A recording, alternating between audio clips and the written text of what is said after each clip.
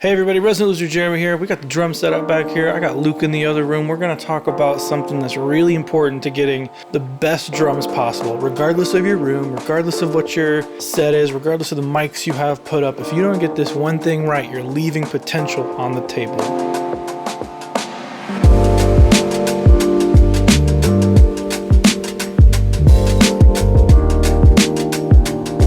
Phase, polarity, making sure these things line up in your tracks, especially when it comes to drums, is crucial to getting the best sound you can possibly get. And I hope to illustrate it here. So I've got the drum set up back here. I have Luke ready to go. So we're gonna run through a song here. We've got a track from Epidemic Sound that we're gonna be putting drums over the top of to kind of illustrate this point. Now this is a kind of a laid back kind of country-ish tune, but hopefully when we solo the drums, we'll be able to tell the differences and then the difference in tone that we can get. So let's take a look at the tones we're going to start with. I'm going to walk you through the process and we'll see what happens. Here we go. All right, can you hear me? Yes. Here we've got this track. Let's just go ahead and jump in. We've already done line checks. We already know everything works. I'm going to go ahead and just play the song, play it, and then we'll take a look at the phase.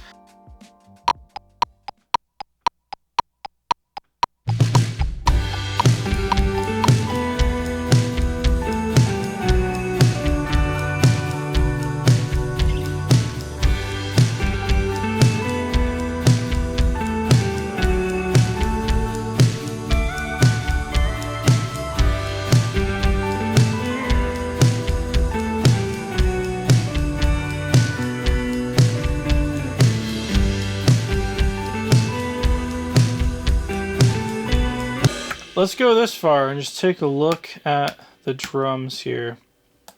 All right, so let's take a look at what we got right here. I'm just gonna zoom in on the kit and immediately we're taking a look what's in phase and what isn't. So our tracks that we're playing to, which like I said, Epidemic Sound, we're just kind of putting drums over the top of what's already here. I have kick in, which you can see its polarity is shifted downwards. Our kick out, kick O, that is, I'm going to call it positive negative. So that's going positive, but right now these are out of phase. Our snares, let's zoom in a little more here and go to a snare hit. Okay, so those look like they are going the correct direction. But one thing to look at too, when we go back to a kick drum, is it out anywhere else? Our mono overhead looks like we're going up. That's good. In our rooms, it is going down. It's not such a huge deal, but we'll get back to that in a second. Looking at our snares are going positive. That's good. Hey, let me go forward in a section, and I want to hear like work a tom into the groove if you can. Okay. Here you go.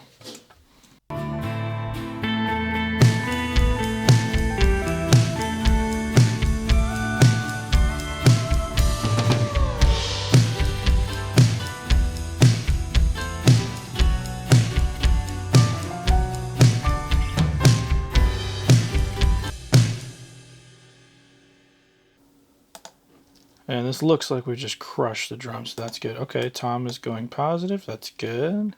Drums crushed. Okay, our floor tom is going in the wrong direction. So what do I mean by the wrong direction? It's just, if you're in a perfect situation, if your speakers are calibrated and in the correct polarity, if you have a waveform that's going up, that means the speaker is going to push at you and push air at you. I won't go as far as to say is going up is always correct, but I will say when I hear a drum hit, I want to feel it in my chest, and that translates to air movement to me. So if a kick drum hits, if a snare hits, if a tom hits, I want to make sure the polarity is positive. That way the speaker is physically pushing air towards me rather than pulling air away from me. It's not necessarily going to affect the sound as much as it is a general like subconscious perception of what's happening. And this might be way too deep for most productions, but this is one of those things, if you get it right, you never have to worry about it. So starting with our tom here, I'm gonna go back to that preamp, flip it. I'm gonna flip the other ones that were off that I knew of. And my bottom. Back to a snare hit to double check. I didn't like that our rooms were backwards. Rooms aren't so much of a big deal because they're not aligned with the rest of the thing. And some people will tell you to fully align those drums. I don't think it's that big of a deal. If you want that expansive drum sound, keep them where they are. That's what's going to give you the illusion that those marks are far away from the kit. If you want it right up against it, you're just going to hear that room sound immediately. I'm going to keep them where they are, but I am going to flip the phase. So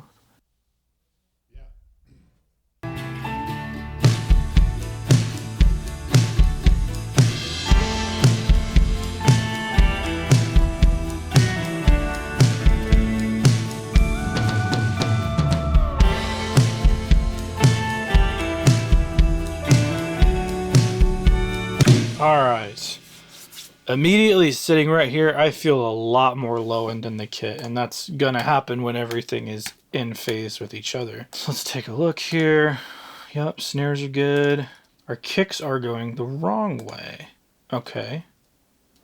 Interesting. So that's a good example of I felt more low end because those two kicks were in phase, but the polarity is not going the direction I want it to. So if this is a situation to illustrate where phase is definitely different than polarity.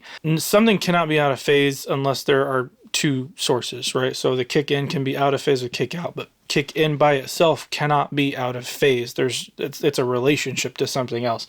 Polarity is a question of, is it positive or negative? And I can speak to my own language here. I don't know what everybody else calls it. Those things are now in phase with each other, so I perceive that low end a lot stronger. However, that is going, their waveforms are pointing down, so the speakers are going to move away from me. So it should even kind of be more present when we go back and listen to it now that they will be positive. So let's check these other drums, make sure everything else is cool. Snares look good. The hat looks good now. Check the toms. Toms look good. They are out with the overheads. Okay.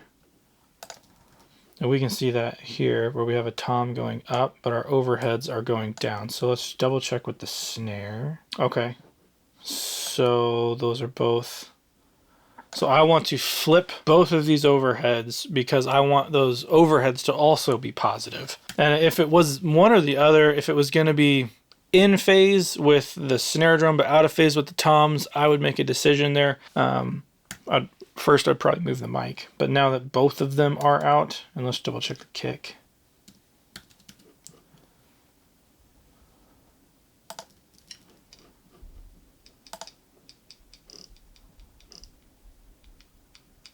Okay, so it's going the wrong way with the kick too. So if we flip these overheads, that will then be in phase everywhere. One thing I didn't get a look at was the floor tom. Floor tom looks good. Okay, so let's flip these overheads. Boop. And then let's double check the room. It is just when the snare hits. That's interesting. The snare in this case is the most important thing to me in these room mics, so I am going to flip that right side. And we'll just see what happens. If it doesn't make a difference and the rest of the kit suffers, then we'll flip it back. Okay. Let's see what we got here. All right, I'm going to do it one more time, man. You ready?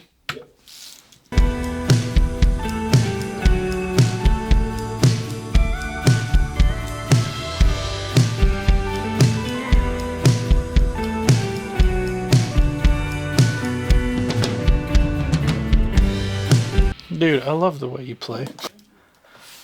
Alright, let's take a look at what we've got here. Kicks are still out, so I must have flipped those and forgot about it. Take a look at everything else. How's our rooms doing? Okay, so it's out with everything else, but it's in with the snare. I can live with that. Our overheads are now going in the right direction. So let's do this one more time, man, now that I flipped the kicks, okay? Okay.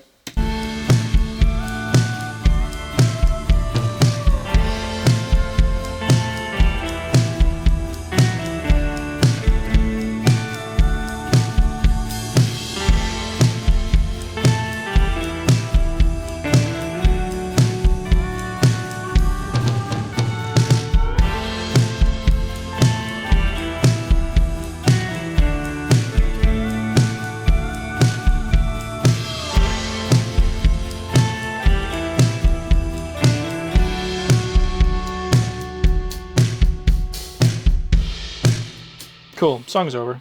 That's okay. All right, let's see what we got here. All right, kicks are going the right direction.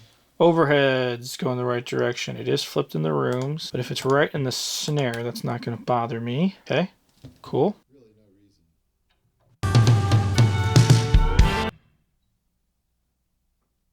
This always surprises me how much of a difference this makes.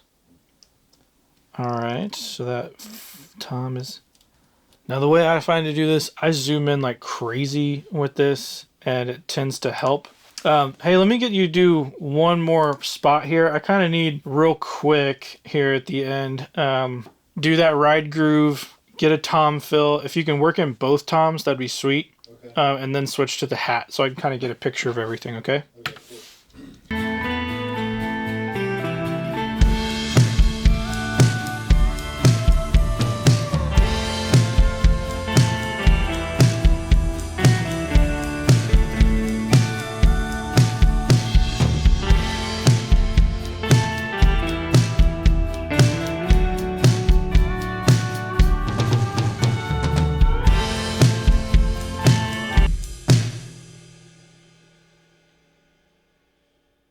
This section real fast. Let's make a group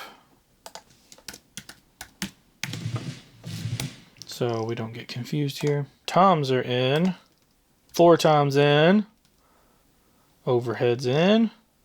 Boom. Love it.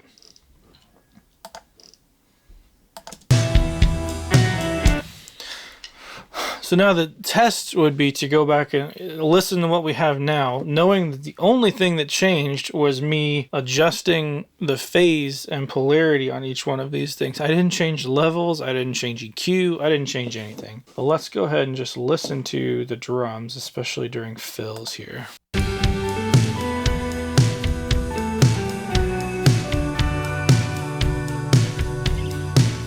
And then the one where we have adjusted all the phase and polarity.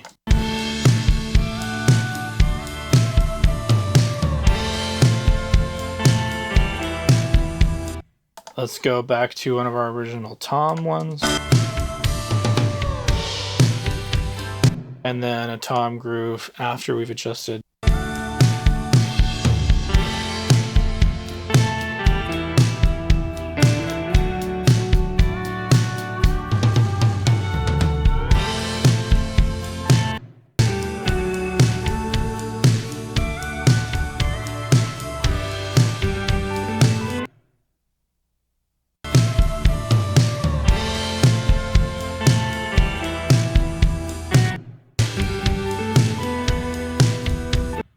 To me, that first one where we just kind of tossed up mics and what happened was good, but it definitely left a lot of potential on the table, knowing how good that kit is, how good it sounds in the room, and how good that player is behind the kit. And this is a step that's so easily left out. Like, especially in a situation where you got to move and you got to move quick. This is why I like to set up mics and stuff before a band ever walks in. So I know my line checks are done. I know the relative level is fine. And that'll always change. When you have somebody come in, you're going to adjust those levels. You're going to adjust the gain. But if you can build yourself in time to do this on a session that might already be tight, or even doing stuff for yourself, regardless of the room you're in or anything, this is going to make a huge difference.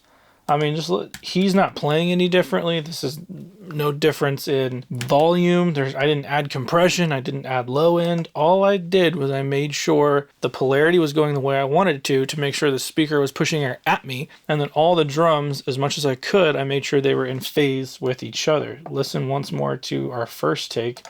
Listen to how wimpy that kick drum is, how wimpy the snare drum is, and kind of how distant things sound. And then we'll go to the other one.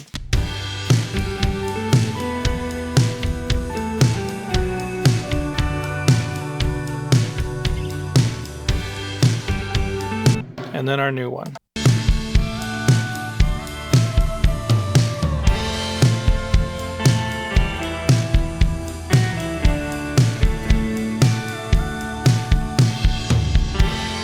We even got a little bit more tail on that snare, which is awesome. Now, this is something you're not going to hear if you're listening on your cell phone, and that's all. If you can put on some nice headphones, if you can listen to this in like your own studio situation, this is where you're going to notice a difference. This is such a small step that literally anybody can do. You don't need any special equipment. You don't even need to be in Pro Tools for this. You can be in any DAW you want to be in, and this will drastically improve your drum tones without doing anything else. This is something that I always do on drums. I do this on guitars. Anything that I want to have like impact or be able to control that impact, especially if I want to perceive it coming at me, I make sure that that polarity is going the right direction. And with something like drums, knowing how your phase relationships are working together makes a huge difference. Luke, thank you. Always a pleasure to have you in here, man. Yeah. Killer playing. Anyway, guys, Resident Loser Jeremy, we'll catch you in the next one. Hang on a second here. Future editing Jeremy, need to go over some things. Once we were done with this, Luke actually came into the control room and started asking some really good questions that I didn't really talk about while we were doing this in the studio. We went into a much deeper conversation about that I just made a completely different video. Allowed me to kind of explain it in a way that may be a little more approachable to some of you. So some of you may be interested in that. Others won't be. I'll link it up here. Go ahead and check that out. Anyway, guys, if you like what we're doing here, go ahead and hit the like button. Stuff like this is a whole lot of fun. If you want to subscribe, we do this kind of a thing all the time. Love to go down little nerdy rabbit holes like this, and little nuggets like this are what make a massive difference in your production as a whole for very little work. Hit the subscribe button and consider hitting the bell if you want to be notified every time we put a video out. And we've got a long list of videos coming up. So I'll see you in the next one.